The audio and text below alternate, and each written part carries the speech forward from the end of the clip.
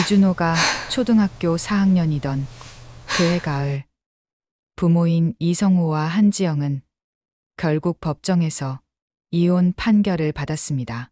두 사람은 서로 아이의 양육권을 떠미는 듯한 모습을 보였죠. 결국 그들은 법원 문을 나서며 각자 다른 방향으로 사라져 버렸습니다. 작은 책가방 하나 메고 집 앞 골목에 혼자 남겨진 준호는 처음엔 부모가 돌아올 거라 믿었어요. 하지만 하루가 지나고 이틀이 지나도 아무도 오지 않았습니다.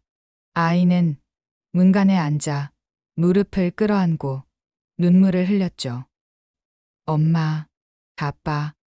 작은 목소리로 중얼거리던 준호의 마음엔 깊은 상처가 새겨지고 있었어요.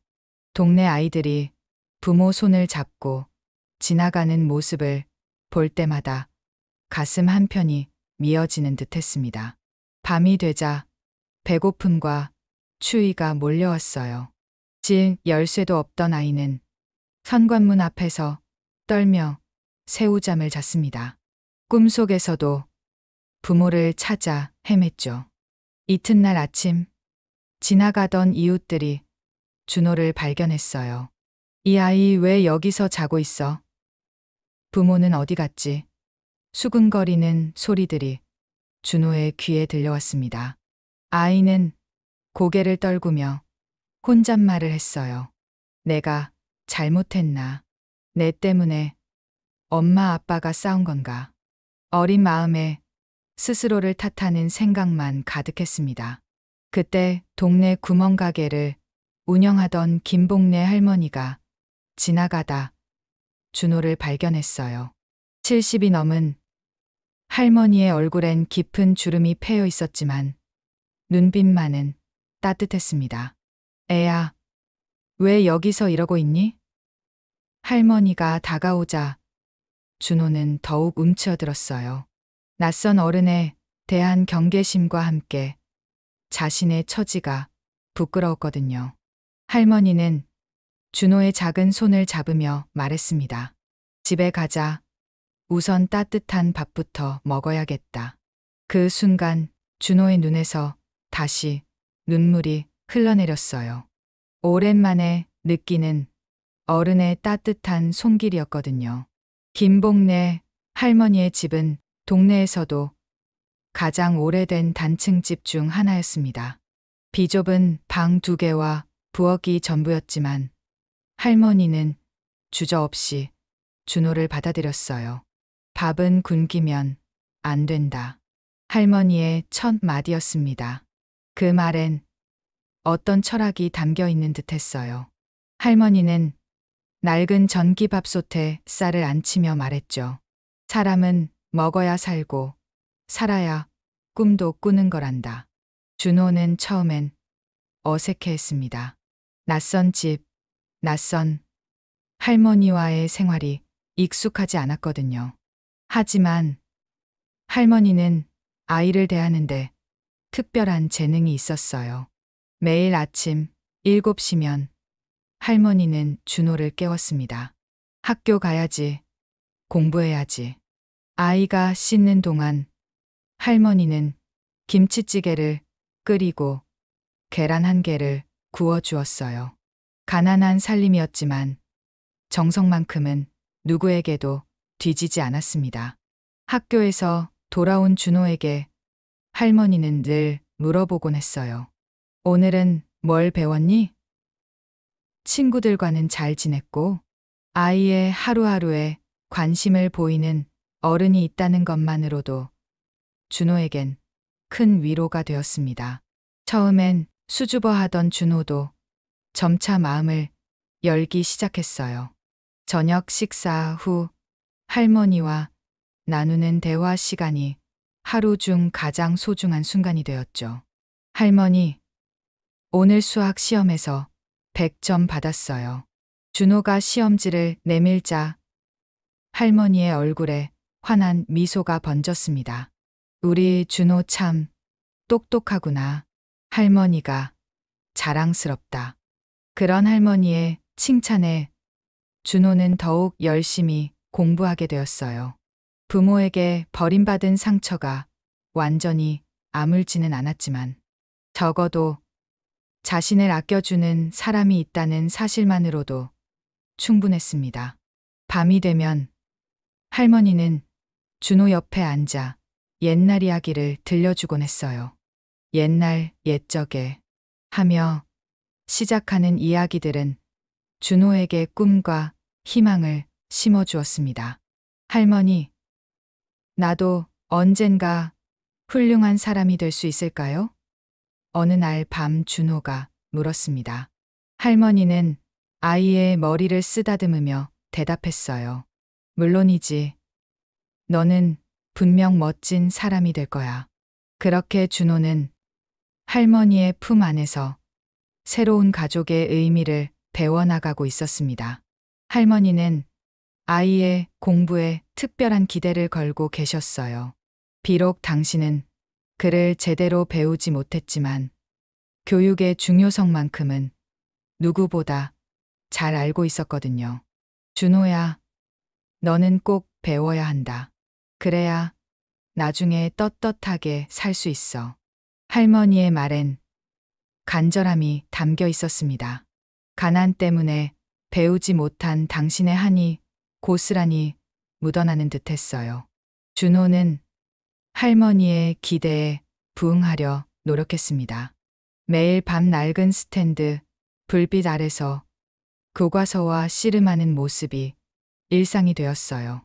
할머니는 그런 준호를 위해 야식으로 라면을 끓여주거나 따뜻한 차를 내어주곤 했습니다. 할머니, 전기세 많이 나올까봐 걱정이에요. 준호가 미안해하자 할머니는 손사래를 치며 말했어요. 그런 소리 하지 마라. 전기세가 아깝긴 뭐가 아까워. 내가 공부하는 게 우리 집 보물이란다. 학교 성적은 눈에 띄게 향상되기 시작했습니다. 처음엔 중간 정도였던 준호의 등수가 상위권으로 올라서더니 급기야는 전교 10등 안에 들게 되었어요. 마을 도서관은 준호의 제2의 집이나 다름없었습니다. 방과 후면 어김없이 도서관으로 향하는 소년의 모습을 동네 사람들도 익히 알고 있었죠. 저기 김 할머니 손자 간다. 참 기특한 아이야. 라는 말들이 따라다녔어요. 도서관 사서 선생님도 준호를 각별히 챙겨주셨습니다. 이 책도 읽어보렴. 내가 좋아할 것 같아. 새로운 책을 추천해 주실 때마다 준호의 눈은 반짝였어요. 어느 날 담임 선생님이 준호를 불러내셨습니다. 준호야, 내가 이번 전국 학력평가에서 상위 1%에 들었단다. 정말 대단해. 선생님의 칭찬에 준호는 얼굴이 빨갛게 달아올랐어요. 집에 돌아와 할머니께 소식을 전하자 할머니의 눈에서 눈물이 글썽였습니다. 우리 준호가 정말 자랑스럽구나. 할머니는 그날 밤 특별히 고기를 사다가 미역국을 끓여주셨어요. 할머니 덕분이에요. 할머니가 아니었다면 이런 성과는 불가능했을 거예요. 준호의 말에 할머니는 고개를 저으며 답했습니다. 아니다. 이건 다 내 노력의 결과란다. 그렇게 준호는 학업에서 두각을 나타내며 새로운 꿈을 키워나가고 있었습니다. 마을의 작은 희망이 점점 큰 나무로 자라나고 있었어요. 대학교 3학년이 된 준호는 교환학생 프로그램에 선발되어 중동의 한 대학으로 향했습니다. 할머니는 아쉬워하면서도 아이의 앞날을 위해 기꺼이 보내주셨어요. 멀리 가도 할머니 잊지 말고 몸 건강히 잘 지내거라. 공항에서 할머니와 헤어지는 순간 준호의 가슴이 먹먹해졌습니다. 지금까지 할머니와 떨어져 지낸 적이 없었거든요. 사우디아라비아의 리야드 대학교는 준호에게 완전히 새로운 세상이었습니다. 사막의 오아시스 같은 캠퍼스, 다양한 국적의 학생들, 그리고 독특한 문화가 어우러진 공간이었어요. 어느 날 도서관에서 공부하던 중 준호는 한 여학생을 발견했습니다.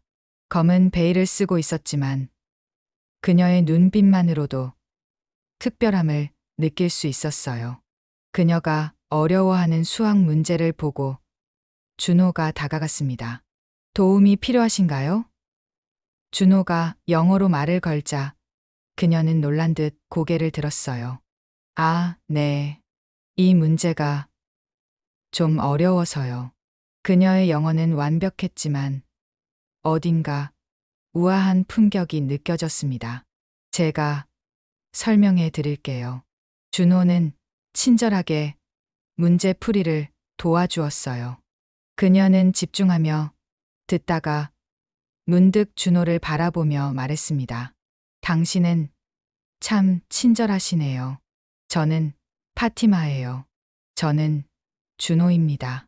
한국에서 온 교환학생이에요. 서로 자기소개를 나눈 후 둘은 자연스럽게 대화를 이어나갔습니다.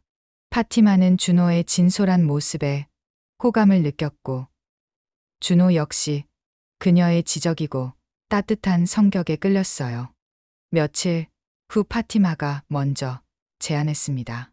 커피 한 잔 하실래요? 제가 좋아하는 카페가 있어요.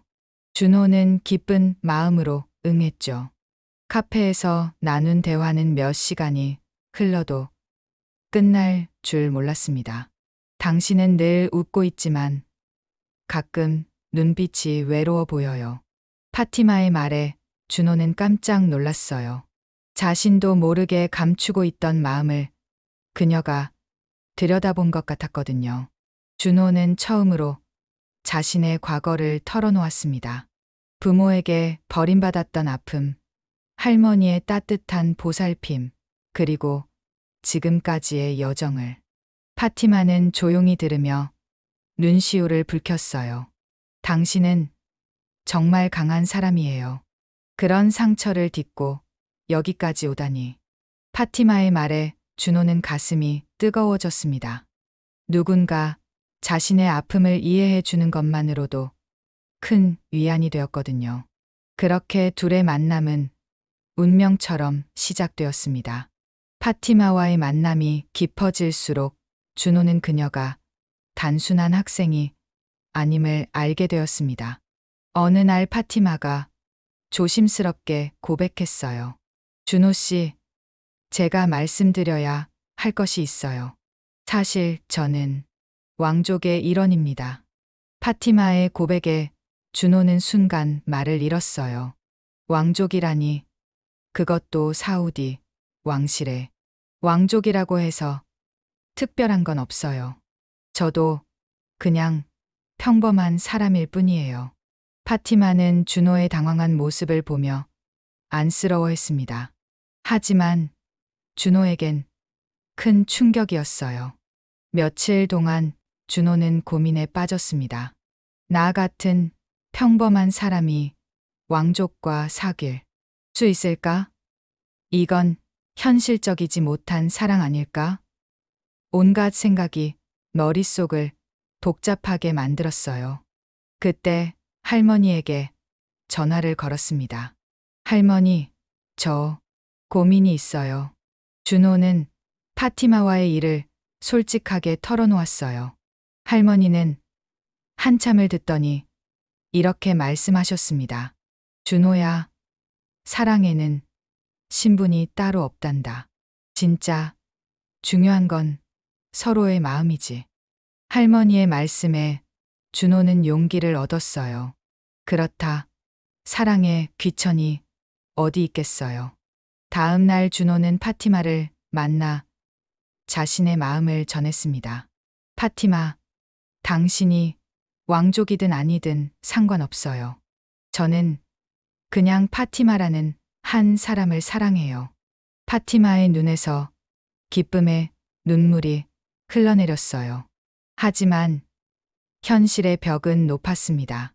파티마의 가족들은 평민과의 결혼을 반대했어요. 왕족이 어떻게 신분도 모르는 외국인과, 특히 파티마의 아버지는 격렬하게 반대했습니다. 파티마는 가족을 설득하기 위해 노력했어요. 아버지, 준호는 정말 훌륭한 사람이에요. 출신보다는 인품을 봐주세요. 하지만 전통을 중시하는 왕실에서는 쉽게 받아들여지지 않았습니다. 몇 달간의 갈등 끝에 파티마의 할아버지이자 왕실의 어른이신 분이 준호를 직접 만나보겠다고 하셨어요. 그분은 준호의 진실된 마음과 성실한 인품을 확인한 후 결혼을 허락해 주셨습니다.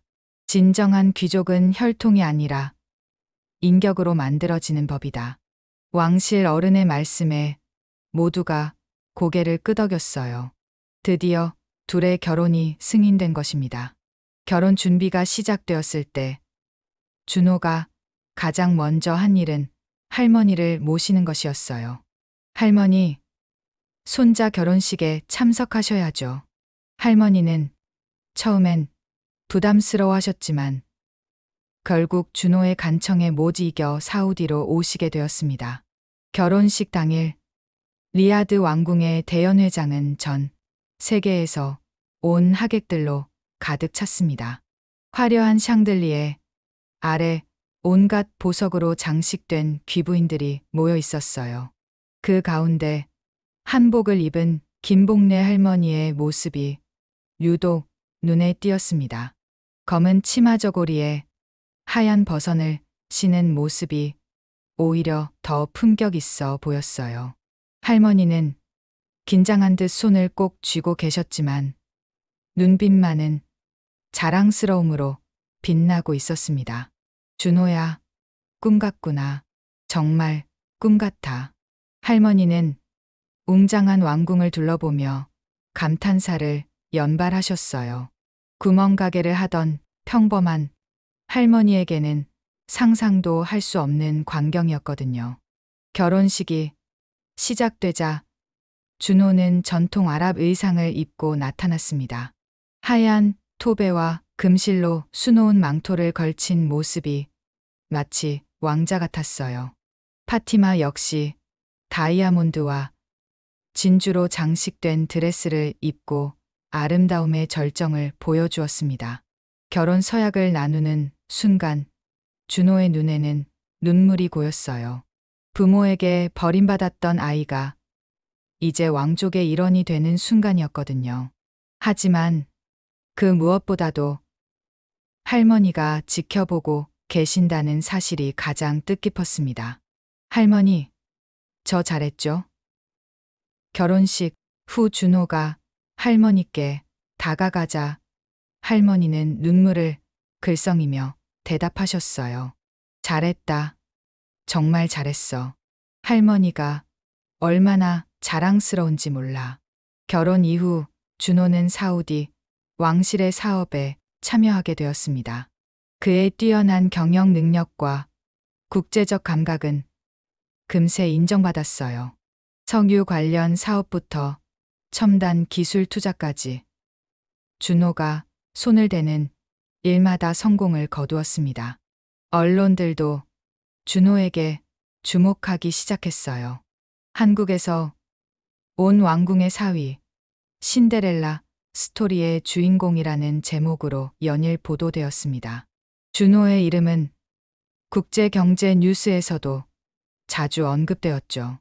하지만 준호는 명성과 부에 현혹되지 않았어요. 항상 마음 한편에는 자신을 이렇게 키워준 할머니에 대한 감사함이 자리하고 있었거든요. 파티마, 할머니를 모시고 싶어요.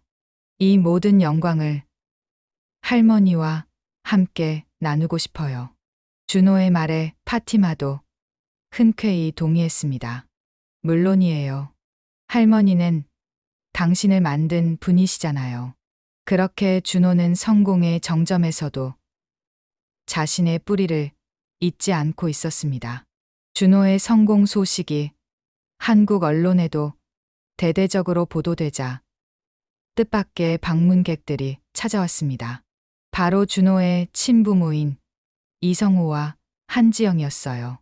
15년 만에 나타난 부모의 모습은 많이 변해 있었습니다. 이성호는 머리가 반쯤 휘어져 있었고 한지영은 예전보다 훨씬 야위어 보였어요. 하지만 그들의 눈빛에는 여전히 간절함이 담겨 있었습니다. 준호야, 이성호가 떨리는 목소리로 불렀어요. 아들아, 정말 자랑스럽다. 우리가 잘못했다. 한지영도 눈물을 흘리며 말을 이었습니다. 미안해. 정말 미안해. 그때 우리가 너무 어리고 철이 없었어. 하지만 준호의 표정은 차갑기만 했습니다. 15년 전 자신을 버리고 간 사람들이 이제 와서 가족을 운운하는 것이 우스웠거든요. 갑자기 왜 오셨나요? 준호의 냉담한 질문에 부모는 당황했어요. 아들아, 우리도 그동안 많이 힘들었다. 이혼 후 각자 살아보니 너의 소중함을 알겠더라. 이제 다시 가족으로 살자. 이성호는 가방에서 신문 스크랩을 꺼냈어요. 이걸 보고 얼마나 자랑스러웠는지 몰라. 역시 내 아들이야. 한지영도 고개를 끄덕이며 말했습니다. 우리가 키웠다면 더 잘 컸을 텐데. 그 순간 준호의 분노가 터져 나왔어요. 키웠다고요? 누가 저를 키웠다고 하시는 거예요? 준호의 목소리가 높아지자 부모는 위축되었습니다. 저는 부모 없는 아이로 자랐습니다. 저를 키운 분은 오직 할머니 한 분뿐이었어요. 준호의 말에는 단호함이 담겨 있었어요. 할머니가 아니었다면 저는 지금 여기 있지도 못했을 겁니다. 이성호가 다시 말하려 했지만 준호는 손을 들어 막았어요. 이제 와서 아들이라고 하지 마세요. 전 이미 진짜 어머니를 찾았거든요. 한지영이 울먹이며 말했습니다. 준호야, 우리가 잘못했어. 하지만 혈연은 끊을 수 없잖아. 그러나 준호는 고개를 저었어요. 혈연보다 중요한 건 사랑이에요. 저를 사랑으로 키워주신 분은 할머니뿐입니다. 준호의 단호한 말에 부모는 더 이상할 말이 없었어요. 결국 그들은 빈손으로 돌아갈 수밖에 없었습니다. 준호는 그들의 뒷모습을 바라보며 복잡한 감정에 휩싸였지만 후회는 없었어요. 준호는 더 이상 망설이지 않고 김복래 할머니를 사우디로 모시기로 결심했습니다. 파티마도 적극적으로 동의했어요. 할머니께서 오셔야 우리 집이 완전해져요. 파티마의 말에 준호는 고마운 마음이 들었습니다. 왕족 출신인 아내가 시골 할머니를 진심으로 받아들여 주는 모습이 감동적이었거든요. 할머니는 처음엔 부담스러워 하셨어요. 내가 그런 큰 집에 가서 뭘 하겠니? 여기서 조용히 살다 가는 게 낫겠다. 하지만 준호는 포기하지 않았습니다. 할머니, 제가 지금 있는 것도 모두 할머니 덕분이에요. 이제 할머니가 편하게 지내실 차례예요. 준호의 간절한 부탁에 할머니는 결국 마음을 돌리셨어요. 왕궁의 한쪽 별관은 할머니만을 위한 공간으로 꾸며졌습니다. 한국 전통 가구들과 함께 할머니가 좋아하시는 꽃들이 가득 심어진 정원도 만들어졌어요. 마치 한국의 한옥을 그대로 옮겨놓은 듯한 모습이었습니다. 할머니가 도착하신 첫날, 왕궁의 모든 직원들이 줄을 서서 인사를 드렸어요. 아랍 전통 의상을 입은 하인들이 깎듯이 절을 하는 모습에 할머니는 당황하셨습니다. 이럴 필요 없는데 나 같은 늙은이한테 이렇게까지. 할머니는 몸둘 바를 모르시며 손사래를 치셨어요. 하지만 준호는 단호하게 말했습니다. 할머니, 이건 당연한 예의예요. 할머니는 제게 가장 소중한 분이시거든요. 준호의 말에 하인들도 고개를 끄덕였어요. 주인이 소중히 여기는 분이라면 당연히 최고의 예우를 드려야 했거든요. 매일 아침 할머니의 방으로는 최고급 한식이 준비되었습니다. 전문 한식 요리사를 특별히 모셔와 할머니의 입맛에 맞는 음식들을 만들어 드렸어요. 김치찌개, 된장국, 불고기까지. 할머니가 그리워하시던 고향의 맛이 그대로 재현되었습니다. 이게 꿈인가 생시인가. 할머니는 매일같이 혼잣말을 하셨어요. 구멍가게를 하며 하루하루를 근근히 살아가던 당신이 이런 대접을 받으리라고는 상상도 못하셨거든요. 의료진도 할머니를 위해 상주하고 있었습니다. 왕실 전용 의사들이 매일 할머니의 건강 상태를 체크하고 필요한 모든 검사와 치료를 제공했어요. 할머니는 그런 극진한 보살핌에 감격해 하셨습니다. 저녁이면 준호와 파티마가 함께 할머니를 찾아뵈었습니다. 세 사람이 둘러앉아 차를 마시며 나누는 대화는 그 어떤 왕궁의 연회보다도 따뜻했어요. 할머니, 제게 진짜 어머니는 할머니뿐이에요. 어느 날 저녁 준호가 할머니의 손을 잡으며 말했습니다. 할머니의 눈에서 뜨거운 눈물이 흘러내렸어요. 우리 준호, 정말 기특하고 고맙다. 할머니가 무슨 복으로 이런 손자를 만났는지. 할머니의 말씀에 파티마도 눈시울을 붉혔습니다. 그때 파티마가 아랍어로 뭔가를 말했어요. 준호가 통역해 주었습니다. 파티마가 할머니를 진짜 어머니라고 부르고 싶다고 해요. 할머니는 감동에 겨워 파티마의 손을 꼭 잡으셨습니다. 왕궁 안에서도 할머니는 금세 인기인이 되셨어요. 하인들은 할머니의 자상함에 감동했고 왕족들도 할머니의 지혜로운 말씀을 존경하게 되었습니다. 저분이야말로 진짜 귀족이시다. 왕실의 어른들도 할머니를 높이 평가하셨어요. 혈통이 아닌 인품으로 모든 사람의 마음을 사로잡으신 거였죠. 어느 날 밤 할머니는 준호에게 말씀하셨어요. 준호야, 할머니는 이제 눈을 감아도 여한이 없겠다. 내가 이렇게 훌륭하게 자라주고 좋은 사람 만나서 행복하게 사는 걸 보니 할머니, 그런 말씀 하지 마세요. 할머니는 오래오래 저희와 함께 계셔야 해요. 준호의 말에 할머니는 미소를 지으셨어요. 그래, 우리 손자와 며느리 곁에서 오래 살아야지. 그 순간 왕궁보다도 화려한 가족의 사랑이 방 안 가득 퍼져나갔습니다.